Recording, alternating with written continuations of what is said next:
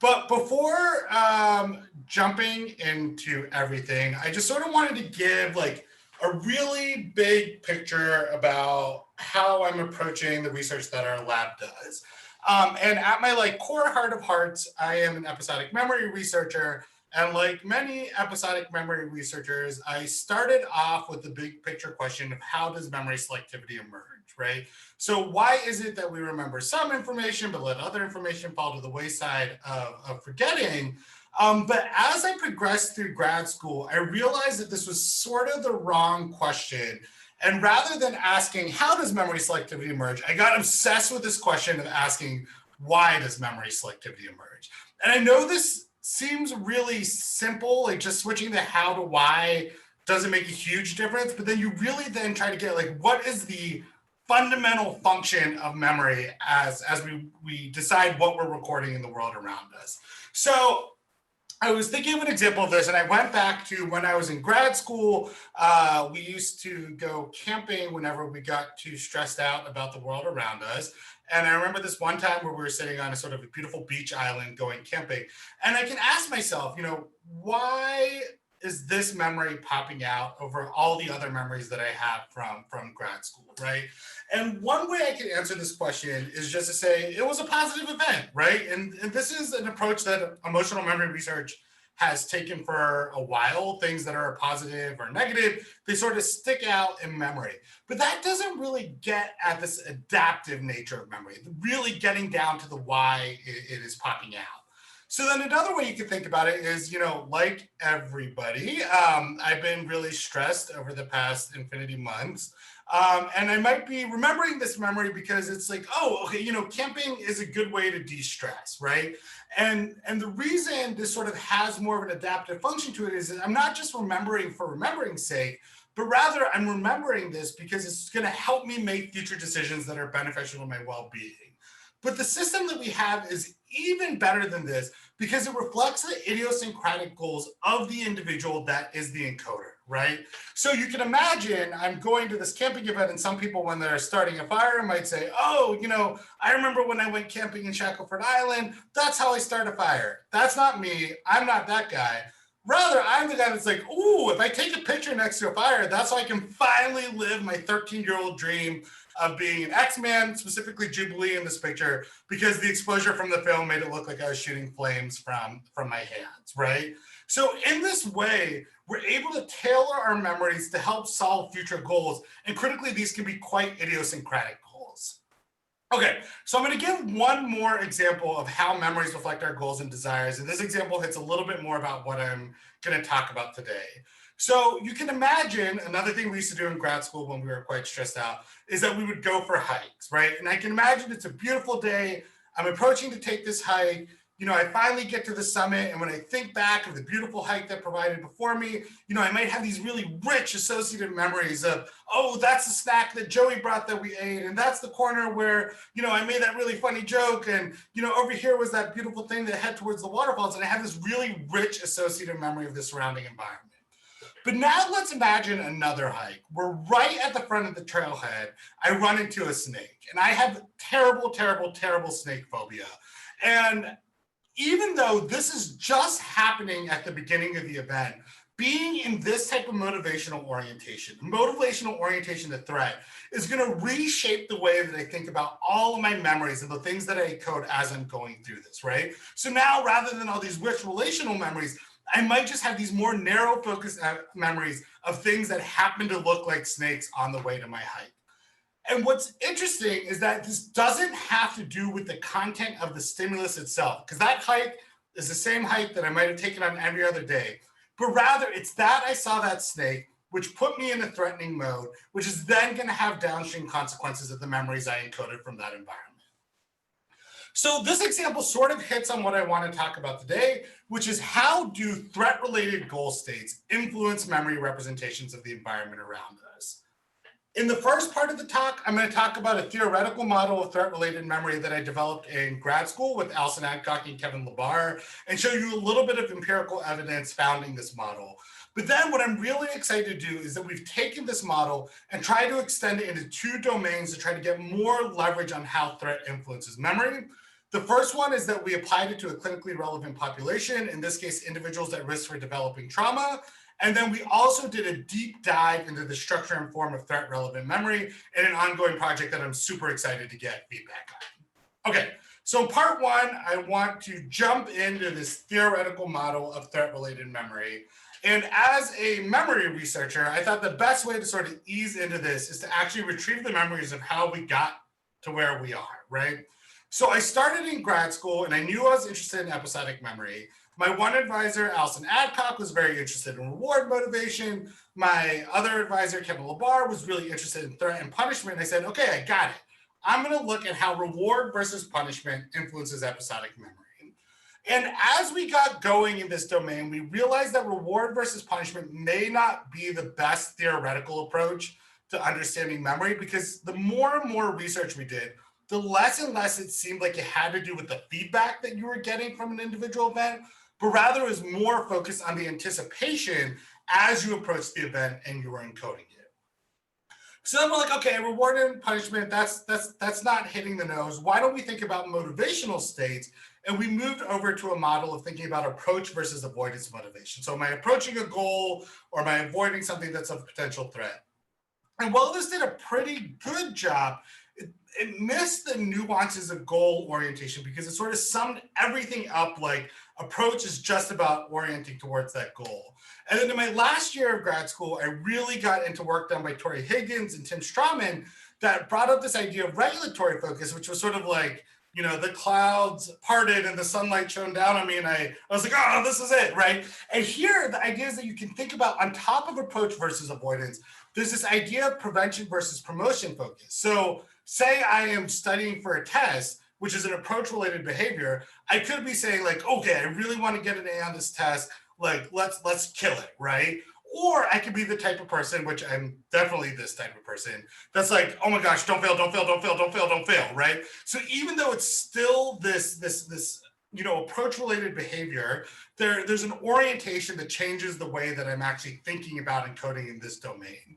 But the one thing that was missing from Tori Higgins' framework was that it really didn't get at the part that really had to do with memory encoding, which had to do with active information seeking in the environment. So what Alison Adcock and I did said, okay, none of these words are hitting perfectly. Let's make up our own words, right? And we got to this idea of two different types of goal states that have to do with memory encoding.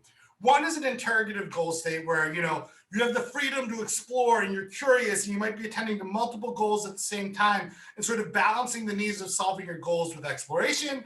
And this was in contrast to imperative goal states where there's one singular urgent goal that's sort of occupying your orientation towards learning, right? And what we thought is that in this framework, in this picture here, it's indicated that the goal is a star. In an interrogative goal state, you would end up with these rich relational representations of the entire environment. But when you're in an imperative goal state, you might be focused on your one singular goal state, because that's the imperative need that you have in the moment. And that might come at the expense of the contextual features that are surrounding the environment. So this gave us a way to grasp at the behavioral constructs we were looking at, but then we were really thinking, where do these memory differences emerge from? And we went back to rodent and human literature that shows that there's differences across the regions that encode declarative and episodic memories that sort of lend to what types of information is getting encoded, right? So you might have things in the hippocampus that are encoded highly relational, items bound to their surrounding context, flexible relationships between two items themselves. And this is in direct contrast to regions in the cortical medial temporal lobe. Here, the perirhinal cortex is highlighted in blue, and the perihippocampal cortex is highlighted in green. And in these regions, you still have memory, but it might be for unitized representations of just an item or a unitized representation of just a context, and you're sort of missing that relational structure that the hippocampus really gives you. And through a series of studies in grad school, we came up with the following theoretical model where you have these ideas that you can get into interrogative and imperative goal states, and they're going to drive different learning systems in the brain that then lead to different outcomes of your memory representations. And today, I really want to focus on, you know, these ideas of imperative goal states and threat goal states, which what we think is happening is that it drives the amygdala, which then engages the cortical medial temporal lobes, taking memory encoding resources away from the hippocampus and diverting them to the cortical MTL, which then gives you these item-based representations of the world that are devoid of their contextual representations. So I always like to take a pause here because I think back to when I was an undergrad or even in early grad school, when individuals are telling me, here's how you make an emotional memory. And so much of the research says it's about the amygdala speaking to the hippocampus. That's what gives you an emotional memory. But if you really look and take a deep dive into the encoding literature, there's a lot of evidence suggesting that it's not the hippocampus proper that's driving emotional memory benefits, but in fact, it might be these regions in the cortical MTL, like the perirhinal cortex and parahippocampal cortex. So I just want to review a couple pieces of big picture evidence that sort of supports this claim. The first is, if you look at emotional memory in patients that have very selective lesions to the hippocampus, it is mostly just fine. They still see those benefits for pictures of snakes and spiders versus pictures of mundane objects like a book or a coffee mug. Second, if you actually start to probe memory carefully and look at memory for items that induce a really high arousal emotion state, yes, you get increases in memory for the item itself, but this often impairs source memory. This is a common finding that's often been thought of as in the threat focus literature, where you remember the gun, but you maybe lose the memory of the face of the assailant. Finally, there's been beautiful work done showing that if you actually probe amygdala activity when you're encoding this picture of an item like a snake or a spider, something really threatening, yes, it does indeed predict your item memory, but it will actually negatively predict your source memory. So you'll forget the background of which that item was encoded, right? So together, this research suggests that these threat states really might be driving the amygdala and resulting in these item-based representations. But one thing is, all of this prior research was looking for memory for things that were intrinsically threatening, right? A picture of a snake, a picture of a spider. But when I got to grad school, what I was really interested in was, rather than the item itself being the arousing thing, what happens when you induce somebody into a state of threat? What are the downstream consequences on encoding? So the first study we did, which I realized after the fact was accidentally the cover story for the Milgram experiment, which is complicated. But what the study was, is we did a shock motivated learning study. So in this paradigm, individuals saw cues that either indicated that if they forgot the upcoming picture, a target seen at a 24-hour memory test, they'd receive a shock on some trials, but in other trials, the control condition, there was no threat of shock associated with the picture. So here, there's no reinforcement given during learning. It's just about evoking a state of high threat versus low threat.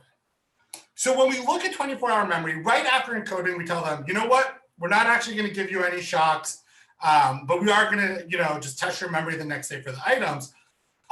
What we saw at the 24-hour memory test is that individuals still had better memory for items appearing in the high threat of shock condition, indicated in dark gray here, versus the control no shock condition that's indicated in light gray.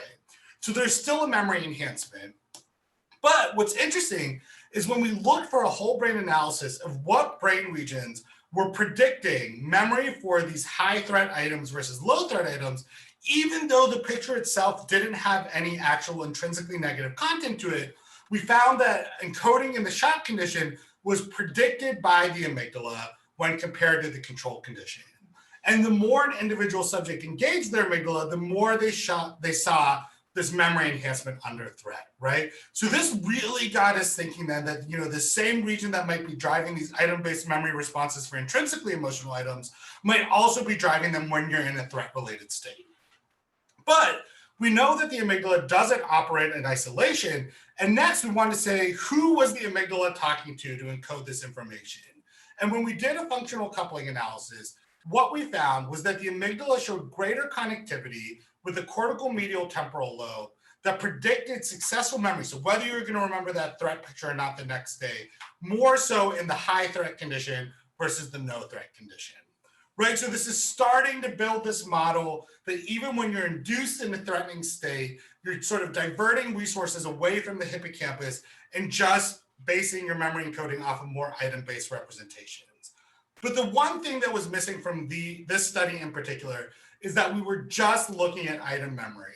So we don't have a readout on the types of memories that are formed under these states, because all we're seeing is that you have maybe a better single item memory. So then, in a series of studies across graduate school, I looked at differences of memory encoding where people were equally motivated, but they're either motivated to gain rewards in a monetary condition or avoid threats in a threat of shock condition. And like I just showed you, you saw enhancements in item memory under threat. And what we saw is that these were no different than the memory enhancements when you were in a more reward motivated state. But when we looked at things like associative memory, we actually saw while reward enhanced memory for associations and relational memory about the environment, it made memory worse in the threat state. And in a final set of studies, when we looked at incidental memory, so say you're just sort of going along in a high reward state or a high threat state, when you saw new information that you encountered along the way, reward would actually enhance your memory for this information, while threat had no influence in that. So here we start to get a really nice readout that what threat might be doing, these imperative motivational states, is enhancing your memory for the source, right? That specific thing that is threatening, but actually disrupting your associative memory and not allowing you to gather more information in the environment, right? So we had evidence for this model, and this is a lot of the data that this model was based off of. But I just wanted to, dive a little bit deeper into the question of like, what is actually causing this to happen, right? Is it that it's the punishment itself and you're in a threat state and that's what's driving it? Or, like I said earlier, it's idiosyncratic to the individual that's the encoder. So it's not about the threat itself, but it's about how that individual is responding to a specific threat. And this is indicated here that you might have some cases where you're even giving somebody a reward incentive, but that might be driving them into these threatening imperative states, and you get the same readout. So to look at this, we had people doing a motivated hippocampal-dependent memory test. And while they were learning this information, we were also collecting physiological arousal in these individuals. And what we found was there was a lot of variability in performance in the reward motivated states. So even though overall they were doing better, we found that there was these subgroup of participants that the more physiological arousal they showed to a reward cue, the worse performance that they had. So we decided to split the data as to whether you were doing great under the approach state, which was the solid lines, or you were bombing during the approach state, which is sort of the hashtag lines. And what we found was, while your skin conductance didn't matter so much when you were in a threat condition, in the subgroup of participants, if you were performing worse on the associative memory task, your arousal responses looked indistinguishable from the avoidance participants, right? So it really seems like there's something about how individuals are perceiving cues in the environment. And if that cue, regardless of what the cue is, induces a sense of threat or urgency or an imperative motivational state, you're going to get this disruption in hippocampal-based learning.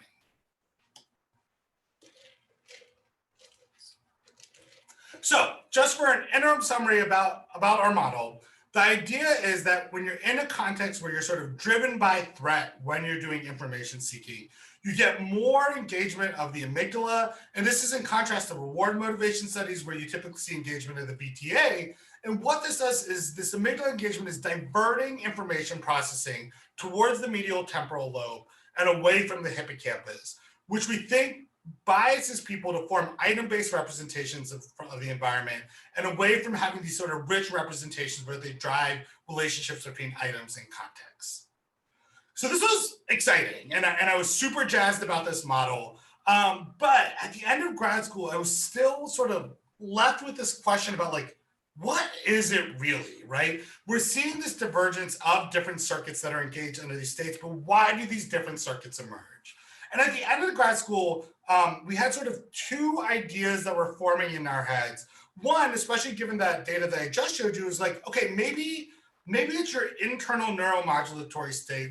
We saw that arousal was driving these item-based response. Perhaps, these imperative goal states sort of drive memory selectivity by engaging noradrenergic tone. And what this does is causes more perirhinal-based encoding and less hippocampal-dependent encoding.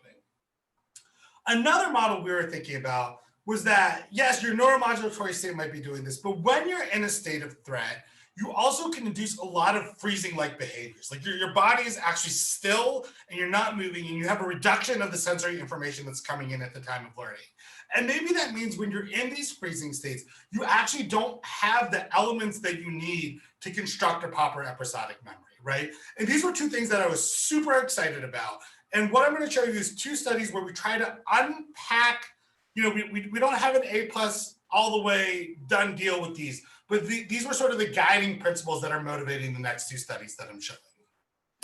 Okay, so the first thing, we wanted to take this model out for a spin. It was all based in a normative population, college undergrads encoding these states. And we want to know, like, does this actually have utility in the real world, right? And to address this, we wanted to apply it to a clinically relevant population. And I wanted to take a quick plug that I found this is a really useful approach that you can get sort of bi-directional information by studying clinical populations. Because on the one hand, it gives us sort of more variability in the types of behaviors that we're interested in, which gives us more opportunities to study the basic systems that are underlying it. But two, we can also use what we know from these highly detailed models that are very controlled and see if they actually predict something about clinical populations, which are complex, right? There's a lot of nuances. It's hard to run hyper-controlled studies, but can we use the models that we developed in these hyper-controlled studies to better understand these populations? And specifically for this model, we were quite interested in individuals with PTSD. And this was for two reasons. One, we know that individuals with PTSD have baseline increases in arousal, and they also have really high neuroadrenergic tone, right? So this was a way to test our model and see, okay, do individuals with these sort of greater PTSD-like symptomology end up showing more of these biases away from the hippocampus? Second, we know a lot about memory in PTSD. It's one of the core features of the clinical symptomology.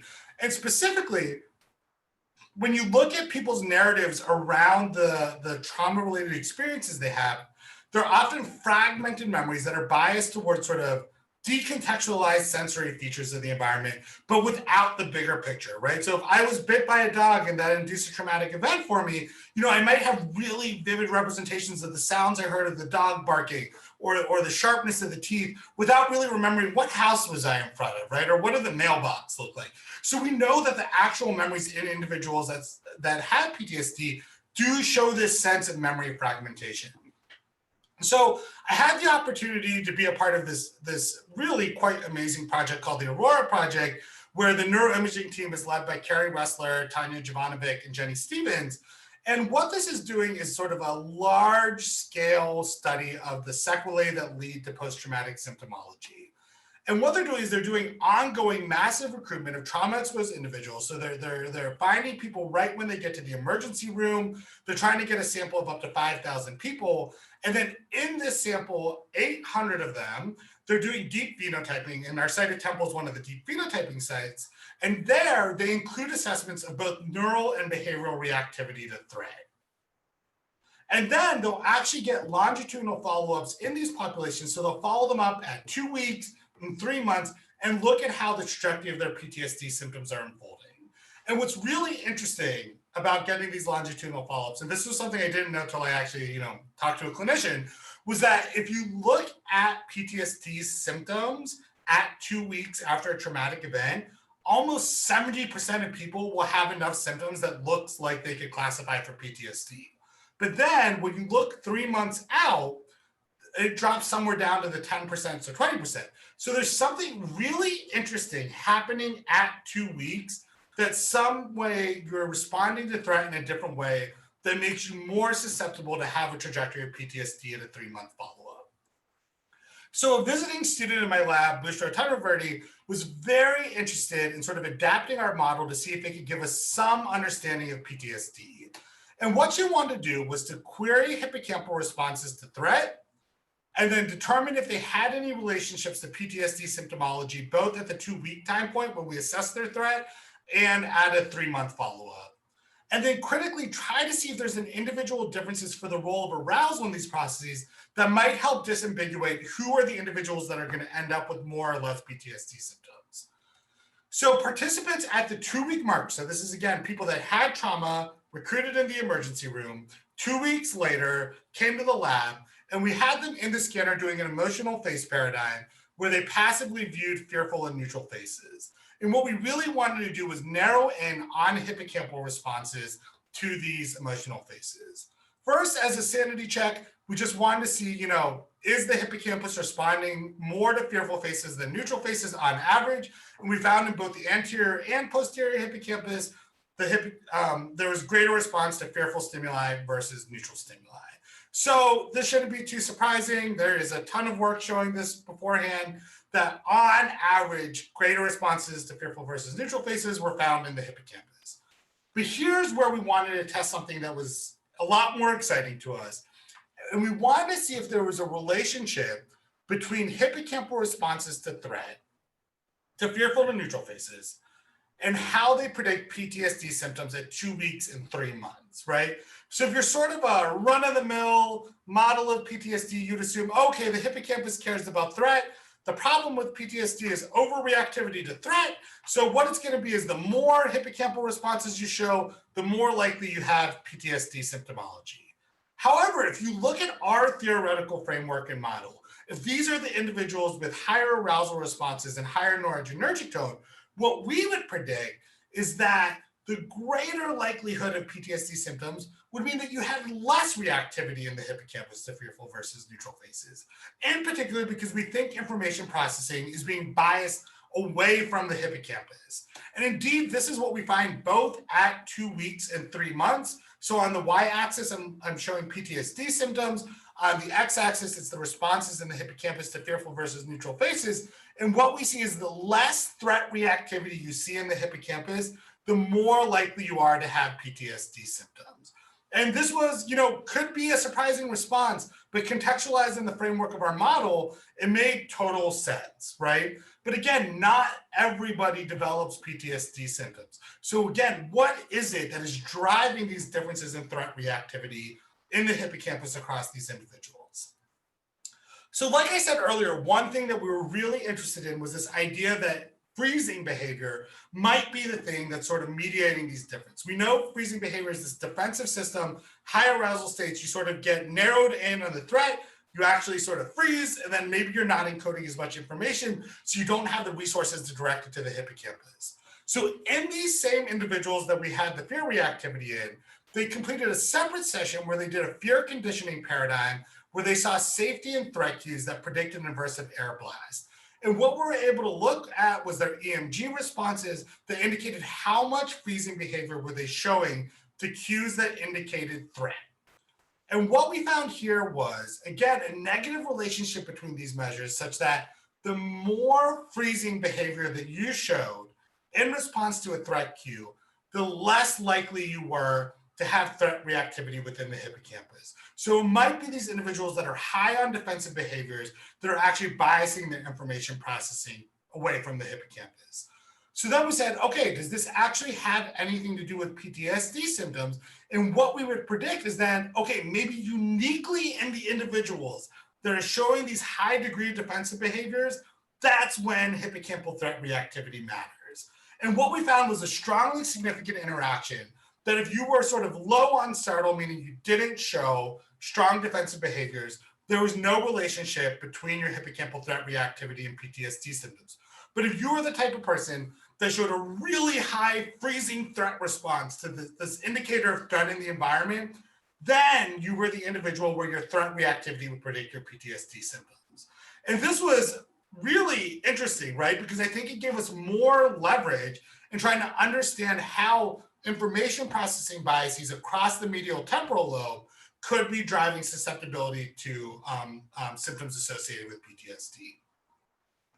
So in line with our theoretical model, it shows that PTSD symptoms were predicted by reduced threat-related hippocampal engagement and that arousal predicted hippocampal alterations, especially in individuals with more PTSD symptoms. And, I frame this as, oh, look, we're able to test our theoretical model. But I think this also provides a lot of insight into how we're conceptualizing hippocampal dysfunction in PTSD, because often it is taken as a model of extinction behavior, and that's what the hippocampus's main role might be.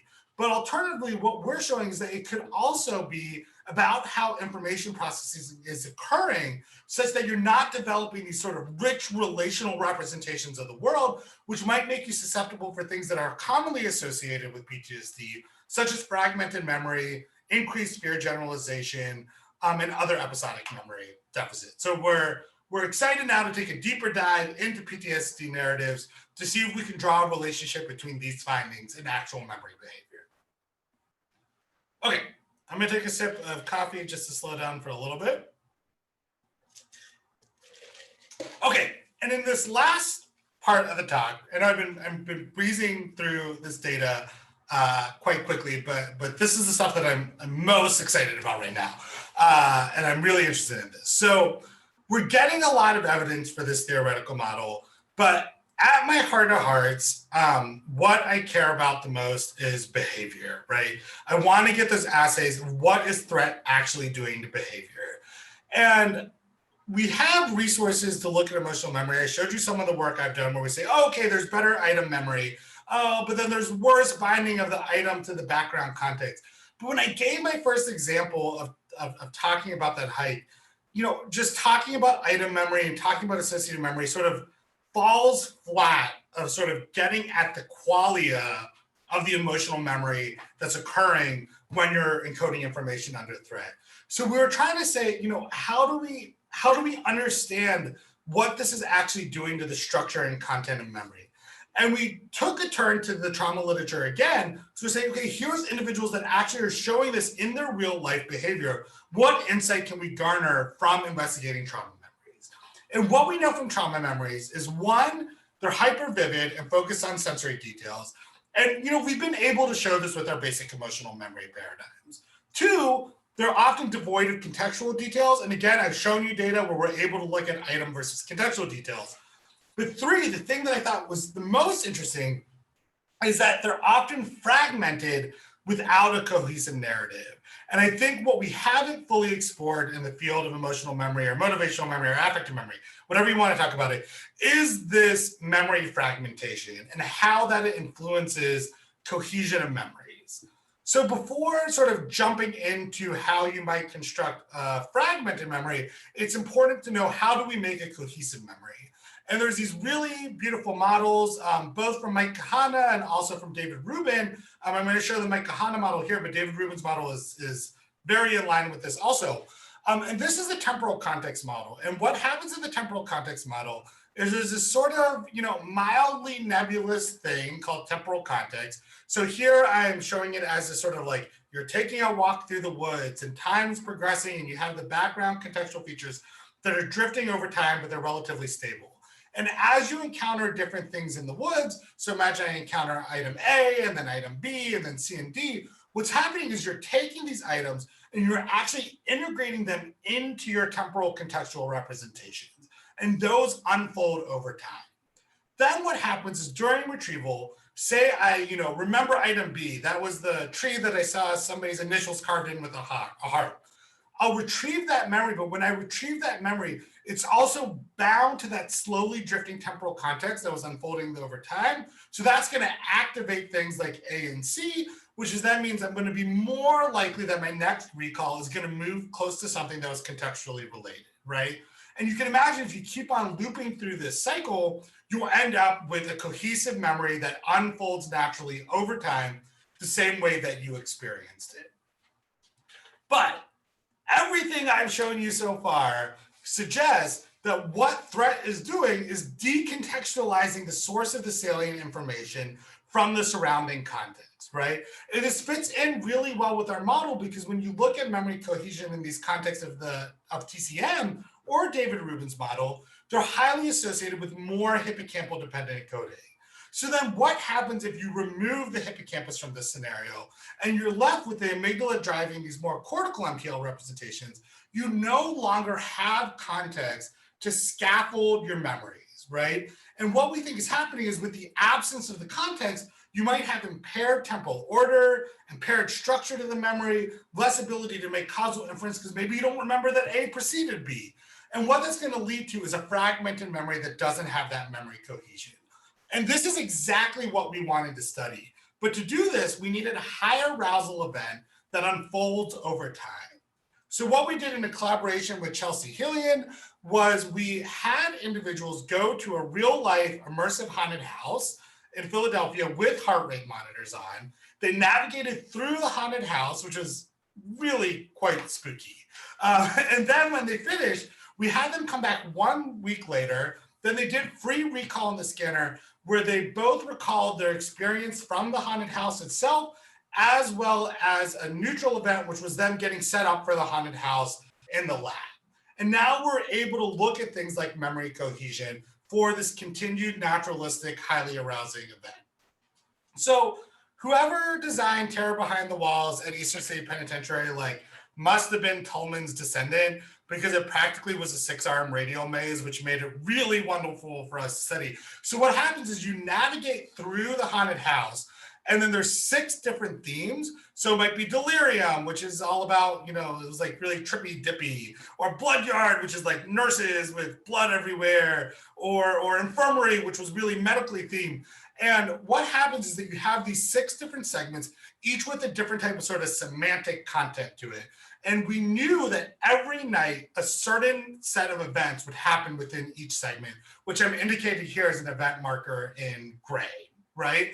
So what this does is it gives us a really nice opportunity to study idiosyncratic differences in how individuals perceive the memories, because I might be somebody that's terrified by clowns, but not necessarily by blood, versus somebody else who might be really petrified by blood, but not by clowns. So then we can use that variability to make sure it's not about the stimulus content alone, but rather about individuals' interpretation from it. And what we saw was that there was really robust heart rate differences when individuals were in the haunted house versus the lab, and these heart rate differences were quite idiosyncratic by individuals depending on what segment they were in. Okay, so this was an awesome setup to ask a really interesting question.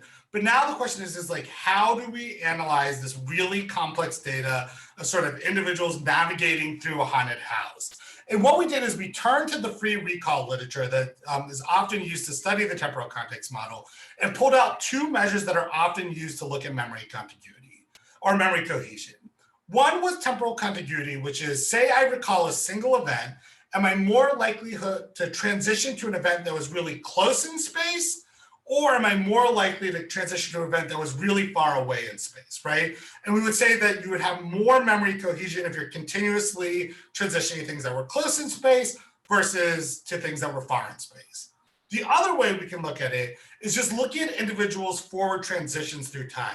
Am I telling you the story in the order that the events actually occurred, which would be a forward set of transitions?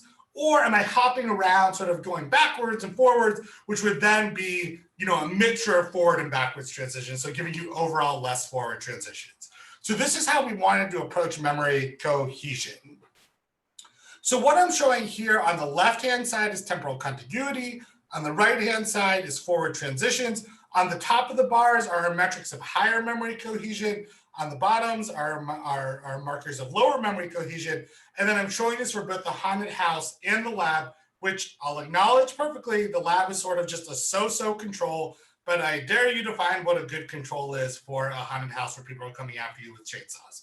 Okay, so what we see in both of these measures is that individuals systematically showed less memory cohesion when they were recalling memories from the haunted house versus when they were recalling memories from the lab itself. So this was really exciting because it's giving us insight into memory cohesion in a really structured way. But what it's not doing is actually telling us, why does threat disrupt memory cohesion, right? What is it about the threatening event? And we were interested in sort of 2 separate hypotheses that might be happening. One is that perceptual salience might act as a boundary, making it harder to connect and bridge things over the event. So imagine I am walking down one hallway and somebody comes at me with a chainsaw. That's sort of like a bam, right? Like this happened, the chainsaw's in my ear, right? And that's gonna cause me to have a harder time binding the things across that event because it was so salient. The other thing that might be happening, though, is that it's changing the way we remember our actions of what happened, right? So say I'm in one space versus the other, often I might need to have memory for the action that becomes in between them to help bridge myself across these different events. right? So we wanted to explore these two options of reasons for why there might be disruptions in memory cohesion across these events. So what we did is we then recoded individuals' memories from the recall session using the autobiographical interviewing method, which was developed in Brian Levine's lab. And this method sort of details memories on two different features. One is perceptual details. So this really has to do with, the sensory features of the things that you're looking at. But we can also code them for event details. And a lot of what event details consist of are the actions that you did in your memory, right? So what we would predict is that there'd be greater perceptual details for the haunted house versus the lab, and then there'd be less event details for the haunted house versus the lab. And what we found was exactly this. If you look at the memories for this really highly arousing naturalistic experience, you saw an increased bias towards the perceptual details and a bias away from the event details, right? So now we have two markers that could potentially be explaining why there was a disruption in memory cohesion. And we were also interested to see, okay, here's two markers of memory cohesion. How do they relate to arousal? We have all that heart rate data from when they're actually navigating through the space. So the first thing we looked at was how does individual responses to heart rate to each of those separate segments, each of those 6 segments, relate to these different types of memory features. And what we found was for perceptual details, the greater heart rate you had within a segment, the more likely you were to bias your responses to the perceptual details in that context. However, there was no such relationship with the event details, right? So it really seemed what arousal was doing was driving things more towards perceptual details rather than driving them away from event details. But what happens now when we look at memory contiguity? So here on the y-axis again is the detail types, and then on the x-axis here is the number of forward transitions, our marker of memory cohesion. And what we found was that for perceptual details, there was no relationship between these two markers, but for event details, and I think this is so cool, and our lab is now obsessed with trying to follow this finding, is that the more you had memory for these events and actions that you took while you were unfolding a memory, the more likely you were to recall those memories in a contiguous order, right? So it might be those action sequences are actually giving you the bridge to form cohesive memories.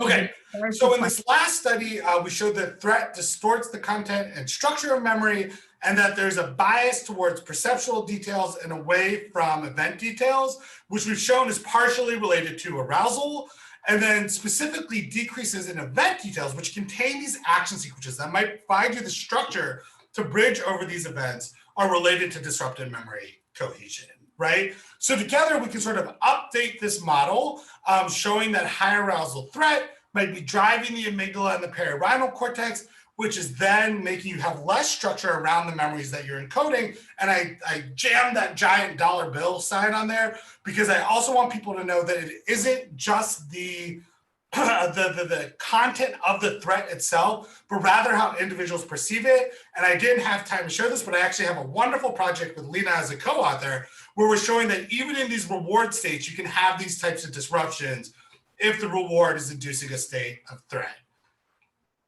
So I'm gonna hop to my thank you slides without standing on a soapbox about wearing masks. But if anybody wants to know about my soapbox about wearing masks and how this relates to this research, I'm happy for them to ask that as a question. But I want to make sure I take time to thank all the people that helped out on this. The first part of the talk I gave was work that I did with Allison Adcock and Kevin Labar in graduate school. The second part of the talk was stuff that I did with the Aurora team led by Busra Tanververdi. And then I really want to highlight all the work I did in the last part was a heroic effort by the grad students and RAs. It was really hard to collect that data at the haunted house. And Chelsea Hillian, who is my close collaborator on this project, which gave a lot of insight into it. And then I want to do this as a public service announcement, but I also wanted to acknowledge Joey Dunsmore and Maureen Ritchie. These were two of my dear friends from graduate school that also happen to care about emotional memory research. And we've been able to sort of have been like a continued amount of support just for like intellectual curiosity and the go-throughs that you deal with in academia. So like look around at your peers right now, make them your best friends for life. It's a really helpful experience. And then I want to end with thanking you all for your time. And I'm excited to hear questions about this. All right. Thank you, Deepu. So actually, there were 2 clarification questions about part 3 of your talk. So I'm just going to ask them here before we open up the floor for more general ones. So the first one's from Nicholas Diamond. So he has a question about the haunted house project. So it looks like there are lots of backward transitions in the haunted house. Is there a reason to suspect reverse recall beyond just Nick, I'm so glad you asked the question, because I should also give a special shout out to Nick, because Nick helped us develop this analysis framework. But one thing to note, Nick, let me put this up. Our 0 line here is random rather than backwards. So people still on average are moving forward through the house. And what we think is happening, but we haven't coded the data yet, is that rather than moving through time, we think people are sort of jumping from emotional state to emotional state. So like, oh, that was the time I was surprised by the chainsaw. Oh, I was also surprised by that knife that came after me. Oh, I was surprised by that. And it isn't really going through time, but rather jumping through emotional landscapes. But we're trying to do some machine learning now to see if we can generate the feature space to capture those. Okay, and then there's another related clarification question from Minji Kwong. So she's interested in hearing more about what is forward transition and what was the measure. So maybe just go through how you characterize that again. Wait, could you say that one more time? So can you just like explain the forward transition measure again? So maybe. Oh yeah, it's very simple. So what we do is we take the events that we label the events and how you order them in recall. And then basically if you, on a single transition, if you move forward in time of the encoding event, that's scored as a 1. If you move backwards in time, that's scored as a -1. And then we just estimate the average probability of forward versus backwards movements. Great. So that was the clarification question. And then we also have a question from Michael Cohen. So first, loving the talk. In trying to apply this to my obsession, political misinformation, could amygdala activation in response to outgroup threats lead to a reduced ability to see the incoherence of a conspiracy narrative? Yeah. Oh, you know, Michael, we are trying to launch a study right now where we give people news articles on Wednesday about the voting procedures, just to look at this, and we started to think about it with conspiracy. So we haven't fully gone through conspiracy, but what we do have is data on individuals with psychosis, where we've been trying to capture what might be happening with delusions. And one thing we're thinking about is if you think about temporal context as actually reflecting your veridical experiences of the world, right? So this is how things actually happen. And what happens might be is that in the absence of temporal context, you might rely more on internal structures that are sort of idiosyncratically related to your own goals. And your own goals might be dictated in very different ways about what you particularly find salient or not.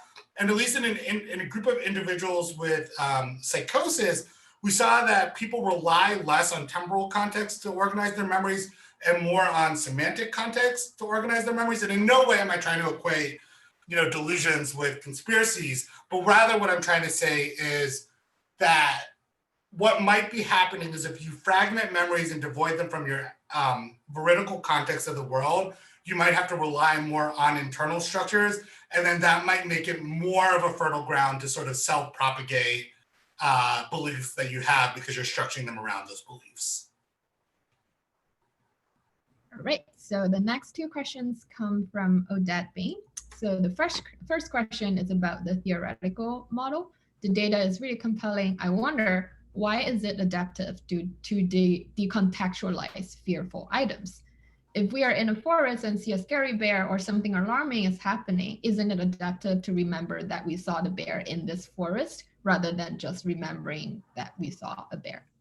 Yeah, I think we have to think about the word adaptive as relative. So I would ask you, Odette, is it more adaptive to remember where you were 3 seconds before or to freeze so you're not bit, right? And I think what happens is that, we're calling it these imperative states because you don't have the room for multiple goal states at the same time. Rather, you have a single goal that's overtaking sort of the landscape of your information processing. So I think what's happening is that the resources that you would want to structure towards an adaptive memory are getting sort of derailed away from there towards more defensive behaviors to sort of handle the proximal threat. But, you know, that's an extreme example. And I think you can imagine spaces where letting go of episodic details might actually be beneficial in a threat framework, because it could foster things like generalization, which maybe you do want, right? So rather than remembering the specifics of the pile of leaves in which you saw the snake, you'd want to generalize that fear to sort of piles of leaves or other things like them that could hide snakes. Cool. So Odette had a second question. It's about the part 2 of your talk, the PTSD hippocampus fear response study. So one of the potential issues with PTSD is fear response to neutral situation. And you show a difference between fear to neutral, but is the correlation driven by lower response to fearful stimuli or higher response to neutral? Okay, so I wish we knew, Dad. So some of the hard things with dealing with consortium data is that the tasks are often primed to get you really robust signals rather than look at really sort of nuanced responses to it. So in our current data set, we can't, you know, we looked at neutral alone and fearful alone, and we don't see any differences there. And it only emerges in the differences. But what I've been thinking about more, what I would really like, that was a block design, and I want to think more about variability in your responses to neutral data, and we can only sort of look at them like clumped up all together as sort of one main response. But I've been thinking about this question a lot because, you know, not only are we studying trauma, but we're also studying psychosis, and what you see in psychosis in particular is an elevated response to neutral faces compared to the fearful faces, and it might be in trauma that it's more about actually just hyper accentuating the fearful faces. So even though both populations might show differences in hippocampal response to threat minus neutral or fear minus neutral, there might be like differences in whether it's driven by baseline responses or a heightened reactivity to the top stim. Although we can't get at it with the imaging data, we can show with our startle data that it's driven more by the defensive behaviors to the threat cue rather than elevated responses to the neutral cue. So I think that's sort of like a half win for Odette's question. Okay. There's one more question from Javiera Oyaz. Sorry, if I mispronounce your name. Amazing work. I wonder if we can say that arousal is the main driver of shifting memory processing away from the hippocampus rather than a state of threat or positive motivation per se. Would you simplify it like that? You know, I see Dave Cluett in this call on this talk, and Dave and I have talked about this a lot. Arousal means so many different things, so it's really hard to simplify it to that level. If like somebody was pushing my hand to simplify it to sort of one construct, I think I'm more interested in what it's doing to sort of the interface between yourself and your external environment. So, you know, I think something along the lines of defensive behaviors might be the construct that sort of captures it more than just arousal on its own. And Dave and I, we have a review paper. I'm not plugging myself, I'm plugging Dave. In eNeuro that we think that we sort of highlight the interactions between norepinephrine and how that might relate to some of these freezing-like behaviors. All right, so that's all the questions. It was really a great talk, and we also want to, Lena, do you want to wrap up? Yeah, sure. Thanks so much, everybody, for coming. And to the trainees, we're about to move, well, not physically move, but Zoom move over to the Q&A session for trainees. So I'll open that up in a minute, and I posted the link in the chat for anybody who wants it. And thank you again so much, Deepu. It was a great talk. Thanks so much for inviting me.